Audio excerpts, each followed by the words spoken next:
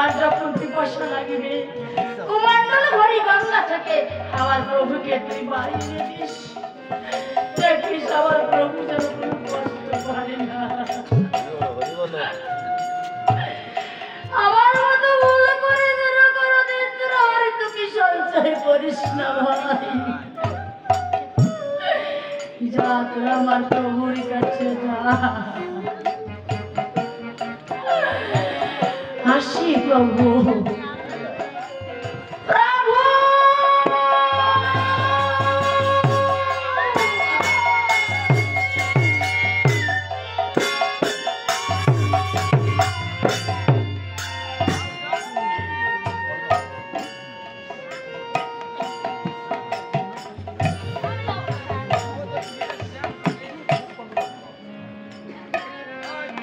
গোবিন্দ ঘোষ প্রভু শ্রীচরণ ছেড়ে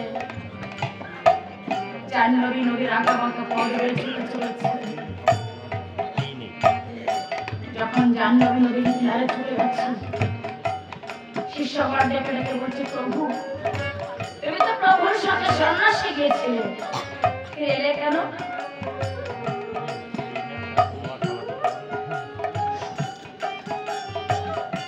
প্রভু তুমি তো সন্ন্যাসে গিয়েছিলে, ফিরে এসেছো কেন প্রভু? আমি যে প্রভু শ্রীচরণে বড় অপরাধ করেছি। অপরাধ করেছো? হ্যাঁ। এমন কি অপরাধ করেছো যে ওই সন্ন্যাসে? আর কি বলছো? হে ভক্তগণ, আমি কি অপরাধ করেছি জানিস? হরিনাম সঞ্চয় না করে আমি হরিপতি সঞ্চয় করেছি। প্রভু গো, তুমি তো বড় অন্যায় করেছো। হরিপতি সঞ্চয় না করে একটু হরিনাম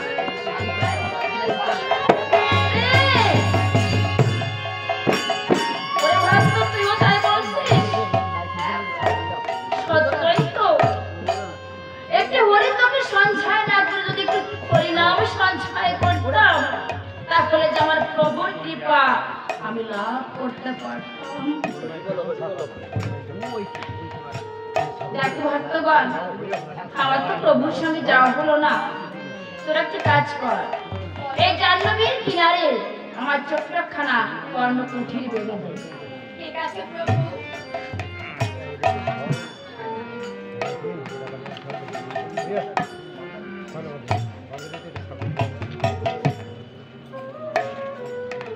আজ ভক্তরা কি করেছে, জাহ্নবীর কিনারে গোবিন্দ ঘোষকে ছোট্টখানা বর্ণ কুঠি বেঁধে দিয়েছে। কুঠির মাঝে বসে সকালে সন্ধ্যায় গোবিন্দ পূজা করে আর নয়ন জলে ভেসে যায় প্রভুর গুণকীর্তন করে। হঠাৎ এদিকে পঞ্চম বৎসর বয়স পুরাচাঁদ বাবার বিদায়ের কথা শুনে জাহ্নবী নদীর কিনারে ছুটে এসেছে।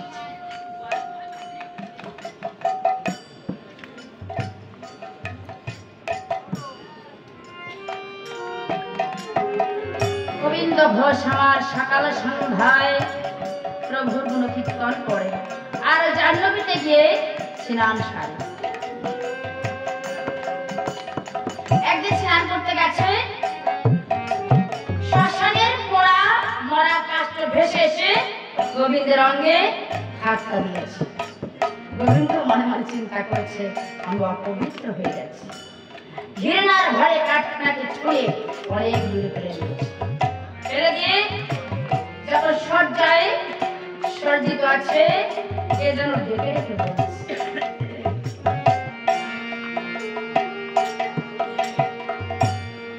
স্বপন দেখিল গৌরাঙ্গ আসিল গোবিন্দের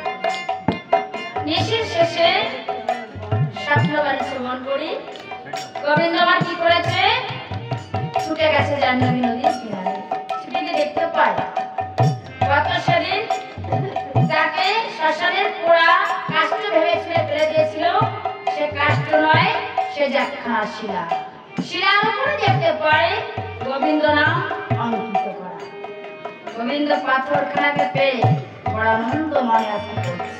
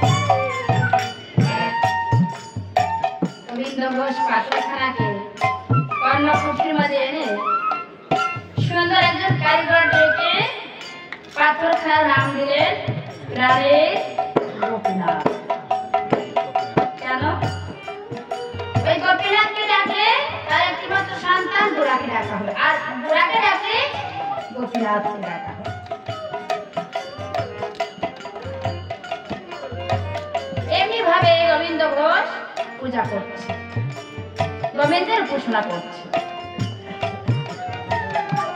হঠাৎ একদিন এক ভক্ত গোবিন্দকে ভক্তের বাড়িতে যাওয়ার জন্য আহ্বান করেছে প্রভু জয় রাধে আমার বাড়িতে যাবে কীর্তন করবে প্রসাদ পাবে আর তোমাদের চরণ ধুলি দিয়ে আমাদের ধন্য করবে চলো না প্রভু ভক্তের ডাকে সাড়া দিয়ে প্রভু আমার ভক্তের বাড়িতে ছুটে চলেছে ভক্তের বাড়িতে সে যাবে মনে মনে ভাবছে আমি যদি ভক্তের বাড়িতে যাই কে আমার গোপীনাথের পূজা করবে আমার গোপীনাথ কোথায় কষ্ট পাবে অভুক্ত থাকবে কেমন করে যাব কিন্তু ভক্ত যখন আমাকে ডেকেছে আমার তো যেতে হবে হঠাৎ দুরাচার ছুটে আসছে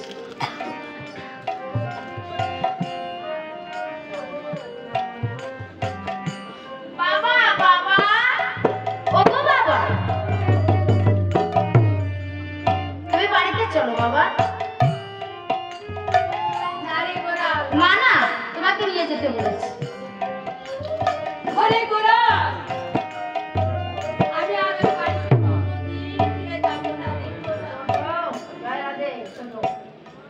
কেন বাবা তুমি চলো না বাবা ও বাবা তুমি তো সন্ন্যাসে গিয়েছিলে ফিরে এলে কেন তুই আমাকে বলছিস আমি সন্ন্যাসে গিয়েছিলাম আমি কেন ফিরে এসেছি জানিস রে বাবা কেন বাবা আমি তো মহাপ্রভুর চরণে বাবা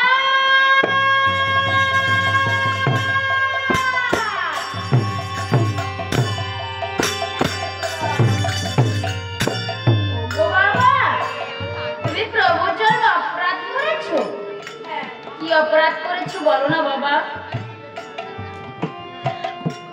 তবে শোন বাবা আমি কি অপরাধ করেছি আমি সন্ন্যাস ধর্ম গ্রহণ করে আমি যে হরি তাকে সঞ্চয় করেছি রে বাবা সন্ন্যাস ধর্ম গ্রহণ করে তুমি হরিতকে সঞ্চয় করেছো বড় ভুল করেছো বাবা কেন জানো কোন বংশে যদি কোন সন্তান সন্ন্যাস ধর্ম গ্রহণ করে আর 14 পুরুষ কোথায় স্থান পায় জানো গোলকে আর কোন সন্তান সন্ন্যাস হয়ে যদি মাঝপথে থেমে যায় তার 14 পুরুষ নরকে গমন।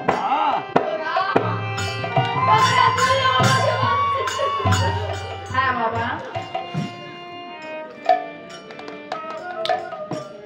তুমি বড় ভুল করেছো বাবা। সেই জন্য তো বলছি গোরা, হ্যাঁ। আমি আর কোনোদিন ফিরে যাবো না বাবা, তুই চলে যা। না না, আমি তোমাকে নিতে এসেছি, চলো বাবা। কোনোদিন আর ফিরে যাবো না, বলেছি তো।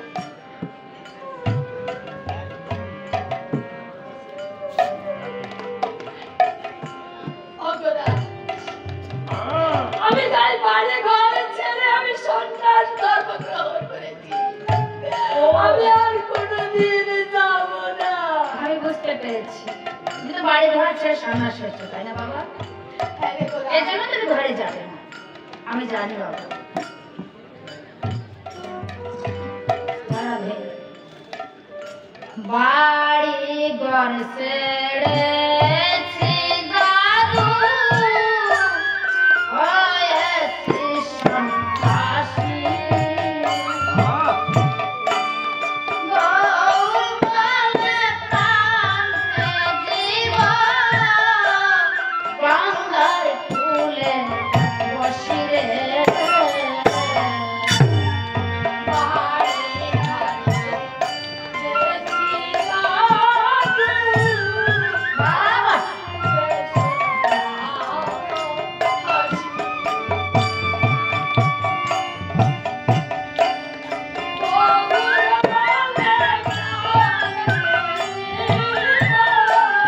গঙ্গার কূলে বসি রে। ও বাবা, তুমি চলো না, আমার মনে বারে বার তোমাকে মনে পড়ে, তুমি চলো বাবা। না রে বাবা, আমি আর কোনোদিন ফিরে যাবো না। তুই চলে যা। আরে গোরা, তোকে একটা কথা বলবো বাবা। বলো না বাবা। তবে শোন, আমি আর ভক্তর বাড়িতে যাব, তাই মনে মনে ভাবছি আমার গোপীনাথের পূজা কে দিবে। ও বাবা, তুমি কোনো চিন্তা করো না, আমি রয়েছি না। আমি তোমার মতো সাজিয়ে গুছিয়ে সুন্দর করে গোপীনাথ দাদার পূজা দেব, তুমি কোনো চিন্তা করো না। তুই পারবি তো বাবা? বেশি পারবে, বেশি পারবে। বেশ পারবি? হ্যাঁ বাবা। আমার মতো সাজিয়ে গুছিয়ে সুন্দর করে দিতে পারবি? দেখো বাবা, আমার হৃদয় মন্ত্রতন্ত্র না থাকতে পারে, কিন্তু ভক্তি ভালোবাসা আমার হৃদয়ে আছে। আমার গোবিন্দ কি চাই জানো? নরম জল আর তুলসী পত্র। গোরা, আর আমার ভক্তের হৃদয়ে যদি ভক্তি থাকে তবে আমার গোবিন্দ সেখানে তৃপ্তি লাভ করে। ঠিক আছে, তাহলে আমার তো কোনো চিন্তা থাকলো না, তাই না বাবা? তুমি তোমার ভক্তের বাড়িতে যাও, আমি সুন্দর করে আমি গোপীনাথ দাদার পূজা দেব। বাবারা, দেখিস বাবা, আমার গোপীনাথ যেন অনাহারে না থাকে, বুঝেছিস? না না বাবা, তোমার কোনো চিন্তা করতে হবে না। এবার তাহলে আমি আসি একেবারে বাবা। সুন্দর করে আমি গোপীনাথ দাদার পূজা দেব। তাহলে এবার আমি আসি। হ্যাঁ, এসো বাবা। মনে থাকে তো না গোরা? বেশ থাকবে, বেশ থাকবে। ঠিক আছে, এবার আমি আসি। গোবিন্দ ভক্তের বাড়িতে চলে গেছে এক ছোট্ট বালক। গোরা আমার খেলার সাথীদের সঙ্গে মিলে গোপীনাথ দাদার পূজার কথা ভুলে গেছে, মনে নয়। অনেকই বেলা হয়ে গেছে।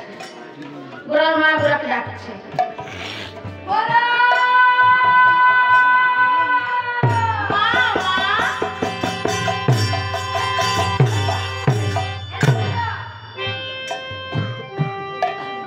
সেই যে খেলার মাঠে তুই ছুটে গেছিস, অনেক বেলা হয়েছে, ওই গোপীনাথের পূজা দিবি কখন? সত্যই তো, গোপীনাথ দাদার পূজার কথা একেবারে ভুলে গেছি। তুমি কোনো চিন্তা করো না, আমি যার জমিতে যাবো স্নান করে আসবো, তুমি পূজার নৈবেদ্য সাজিয়ে রাখো। ঠিক আছে, একটু এতটা দেরি না হয়, হ্যাঁ। যাবি আর আসবি, কেমন? বেশ মা, তবে এবার এবার আসি।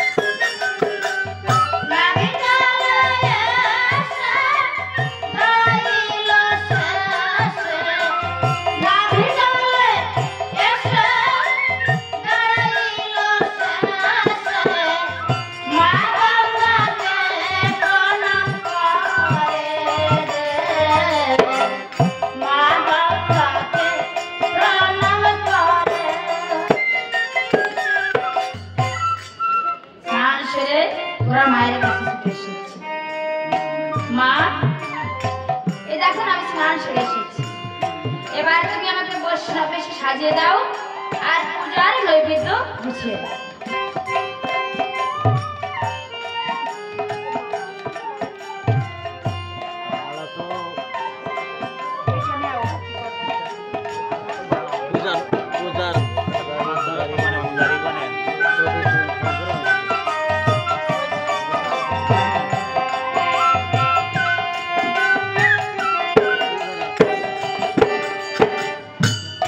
আমার মায়েরা খুব বিরক্তি মনে করছে, সবকিছু গুছিয়ে টুছিয়ে নিয়ে মায়েরা চলে যাচ্ছে, হয়তো চোখে ঘুম লাগছে তাই।